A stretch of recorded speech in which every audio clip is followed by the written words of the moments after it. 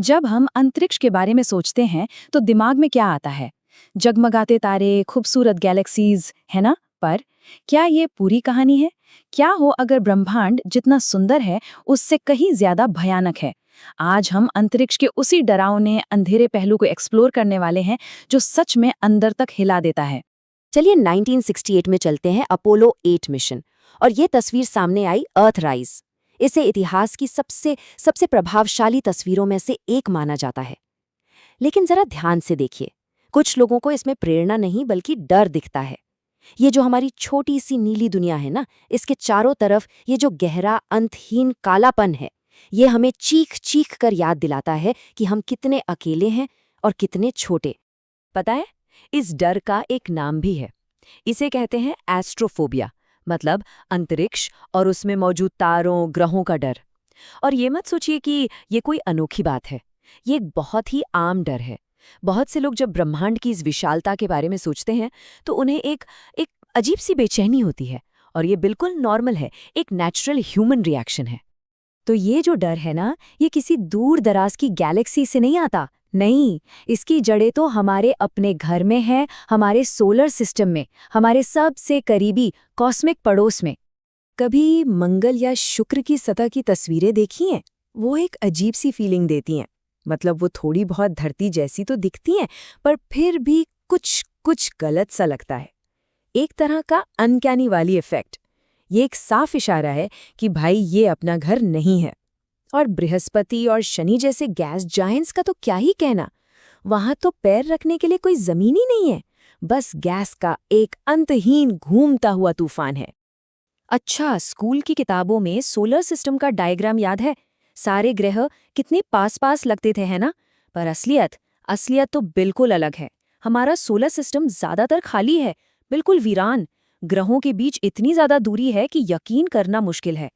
ये दूरी ही उनके और हमारे गहरे अकेलेपन को दिखाती है। सिर्फ दूरी ही नहीं, एक और चीज है जो डराती है, साइज। अंतरिक्ष में चीजों का विशाल आकार। और इस डर का भी एक नाम है, एस्ट्रोमेगालोफोबिया, यानी बहुत बड़ी बड़ी खगोलीय चीजों से लगने वाला डर। इसका सबसे अच्छा एग्जाम्पल बृहस्पति का ग्रेट रेड स्पॉट। सोचिए, एक अकेला तूफान जो 350 साल से भी ज्यादा समय से चल रहा है, और ये इतना बड़ा है, इतना बड़ा कि हमारी पूरी पृथ्वी जैसी 2 दुनियाएं इसमें समा जाएं।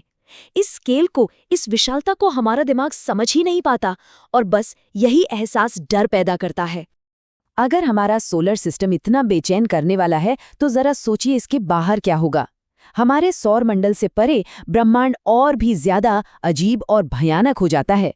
वहां ऐसी ऐसी दुनियाएं हैं जिनकी हम कल्पना तक नहीं कर सकते। चलिए कुछ एग्जाम्पल्स देखते हैं। एक ग्रह है ग्लीज 436b। इसे जलती हुई बर्फ का ग्रह कहते हैं। क्यों? क्योंकि सतह का तापमान है 450 डिग्री सेल्सियस से भी ज्यादा, लेकिन जबरदस्त ग्रेविटी की वजह से बर्फ पिघलती ही नहीं, ठोस रहती है। या फिर HD 189733b के बारे में सोचिए।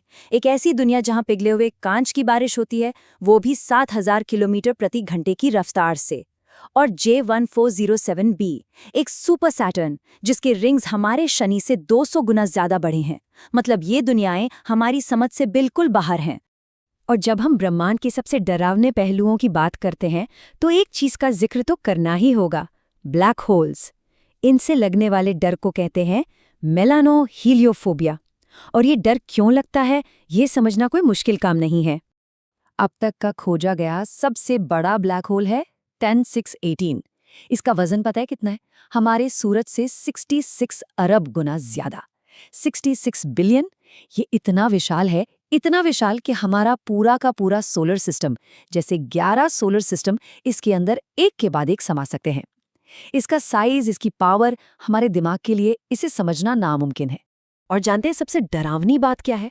अगर कोई किसी सुपरमैसिव ब्लैक होल में गिर जाए तो वो तुरंत नहीं मरेगा। नहीं, टाइम डायलेशन की वजह से वो इंसान ब्रह्मांड का पूरा भविष्य अपनी आंखों के सामने देखेगा। अरबों साल सिर्फ कुछ घंटों में बीत जाएंगे। मतलब वो असल में हकीकत के अंत को देखेगा। तो अब जब हम ब्रह्मांड की इस विशालता को थोड़ा बहुत समझने लगे हैं, तो चलिए देखते हैं कि इस पूरी कहानी का असली पैमाना क्या है। और सबसे बड़ा सवाल, हम इस बड़ी सी तस्वीर में आखिर हैं कहाँ? अपोलो 14 के एस्ट्रोनॉट एडगर मिशेल ने एक बहुत गहरी बात कही थी। उन्होंने कहा, वहाँ चांद से इंटरनेशनल पॉलिटिक्स बहुत छोटी लगती है। और ये बात सच है। जब हम इतने बड़े कैनवस को देखते हैं तो अपनी छोटी छोटी लड़ाइयाँ, हमारे झगड़े सब कितने बेमतलब लगने लगते हैं, है ना? आइए इस कॉस्मिक लैडर पर चढ़कर देखते हैं कि हम कहाँ हैं। सबसे पहले हमारा सोलर सिस्टम। ठीक है, अब थोड़ा जूम आउट करते हैं। ये सोलर सिस्टम हमारी मिल्की वे गैलेक्सी का बस एक छोटा सा हिस्सा है। अब और जूम आउट, हमारी मिल्की वे लोकल ग्रुप नाम के गैलेक्सी क्लस्टर का हिस्सा है। और जूम आउट, ये लोकल ग्रुप वर्गो सुपर क्लस्टर में एक छोटा सा डॉट है, जो खुद लैनियाकिया सुपर क्लस्टर का हिस्सा है। और ये सब कुछ ऑब्जर्वेबल यूनिवर्स का बस एक नन्हा सा कोना है। हर स्टेप पर जो चीज हमें विशाल लग रही थी, वो अगले स्टेप पर धूल का एक कण बन जाती है। तो इतनी बड़ी, इतनी विशाल जगह में एक सवाल तो उठता है, एक बहुत ही गहरा और परेशान करने वाला सवाल। क्या हम इस सब में वाकई अकेले हैं? और यही है फर्मी पैराडॉक्स का असली मतलब। सोचिए, खरबों खरबों ऐसे ग्रह हो सकते हैं जहां जीवन हो, और यूनिवर्स 13.8 अरब साल पुराना है। तो फिर सब कहाँ है? हमने आज तक किसी से कोई सिग्नल क्यों नहीं सुना? ये जो ग्रेट साइलेंस है, ये जो खामोशी है, ये हमारे अकेलेपन की सबसे बड़ी गवाह है। एक थ्योरी ये भी है कि शायद यूनिवर्स जिंदगी के लिए बहुत ज्यादा खतरनाक है। देखिए, एक होता है कार्डाशिव स्केल। ये बताता है कि कोई सिविलाइजेशन कितनी एडवांस्ड है।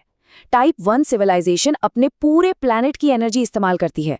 हम अभी सिर्फ 0.73 पर हैं।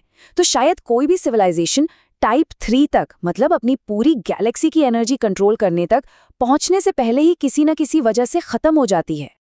लेकिन जानते हैं, इस अकेलेपन के बावजूद हमने उम्मीद नहीं छोड़ी है। हमने संपर्क करने की कोशिश की है। वोयेजर 1 स्पेसक्राफ्ट अपने साथ एक गोल्डन रिकॉर्ड लेके जा रहा है। ये धरती से भेजा गया एक टाइम कैप्सूल है, जिसमें हमारा संगीत, हमारी आवाज़ें, हमारी तस्वीरें हैं। ये ठीक वैसा ही है जैसे समंदर में एक बॉटल में संदेश फेंकना, इस उम्मीद में कि शायद कोई इसे कभी पढ़ ले, पर इसकी कोई गारंटी नहीं। उस रिकॉर्ड पर तब के प्रेसिडेंट जिमी कार्टर का एक मैसेज भी है। वो कहते हैं, ये एक छोटी दूर की दुनिया से एक तोहफा है। हम अपने समय में जिंदा रहने की कोशिश कर रहे हैं ताकि हम आपके समय तक जी सकें। इस एक लाइन में कितनी उम्मीद है, और साथ ही कितना गहरा अकेलापन भी। ये हमें बताता है कि इस ब्रह्मांड में हमारी जगह कितनी नाजुक है। तो ये सब जानने के बाद हम कहाँ खड़े हैं? ब्रह्मांड की इस डरावनी और साथ ही हैरान कर देने वाली सच्चाई का हम सामना कैसे करें? सबसे पहले तो ये समझना जरूरी है कि अंतरिक्ष से डरना बिल्कुल लॉजिकल है। ये कोई बेवकूफ़ी नहीं है। ये सिर्फ ग्रहों या ब्लैक होल का डर नहीं है। ये डर है अज्ञात का, उन बड़े बड़े सवालों का जिनके जवाब हमारे पास नहीं है। हम यहाँ क्यों हैं? क्या हम अकेले हैं? इन सवालों का डर। तो अब हमारे पास एक चॉइस है, या तो हम इस डर को अपने ऊपर हावी होने दें, या फिर हम इसे एक ताकत बनाएं, एक मोटिवेशन। हम इस डर को अपनी जिज्ञासा में बदल सकते हैं, एक ऐसी आग जो हमें और ज्यादा खोजने और ज्यादा समझने के लिए मजबूर करे। जैसा कि महान कार्ल सेगन ने कहा था, कहीं पर कोई अविश्वसनीय चीज है जो खोजे जाने का इंतजार कर रही है। हाँ, ब्रह्मांड डरावना हो सकता है, बिल्कुल हो सकता है, लेकिन ये अजूबों से भी भरा हुआ है, और हमारा काम है इस डर के बावजूद उस अविश्वसनीय को खोजना। तो असली सवाल ये नहीं है कि ब्रह्मांड सुंदर है या भयानक। असली सवाल ये है, क्या हम इस सफर के लिए तैयार हैं?